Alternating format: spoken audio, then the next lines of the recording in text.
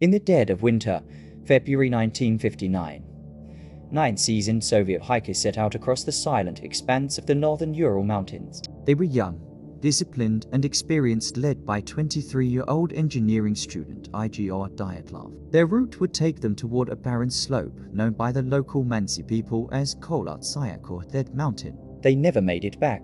When search teams finally reached their last known campsite weeks later, what they found made no sense. The hikers' tent stood partially collapsed on the open slope, exposed, vulnerable, abandoned. The canvas had been slashed open from the inside, as if those within had fled in desperate haste. There were no signs of a struggle. No avalanche debris, just a single chilling detail.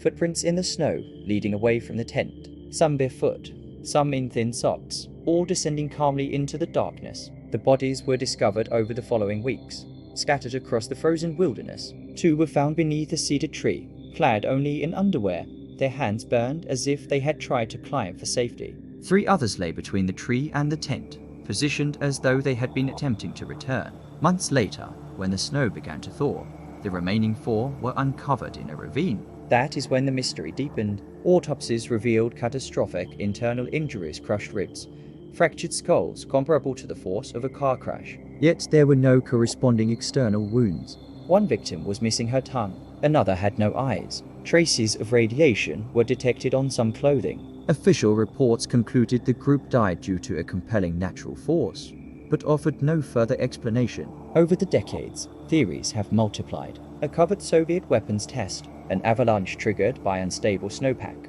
infrasound-induced panic caused by wind patterns, a violent encounter, even speculation of something not entirely human. In 2020, Russian authorities revisited the case, attributing the tragedy to a rare slab avalanche, but for many investigators, key questions remain unanswered. Why cut the tent open instead of using the entrance? Why flee into 30°C temperatures without proper gear? How were such immense internal injuries inflicted without visible trauma? The site would later be named Dyatlov Pass, in memory of the group's leader, but the name carries more than tribute, it carries uncertainty. Because on that frozen slope in 1959, something forced 9 rational, experienced hikers to abandon shelter in the middle of the night, and whatever it was, it left no clear trace behind. More than 6 decades later, the Dyatlov Pass incident remains one of the most unsettling unsolved mysteries in modern history, a case where the evidence is real, the victims are known, and yet the final moments are still lost to the snow.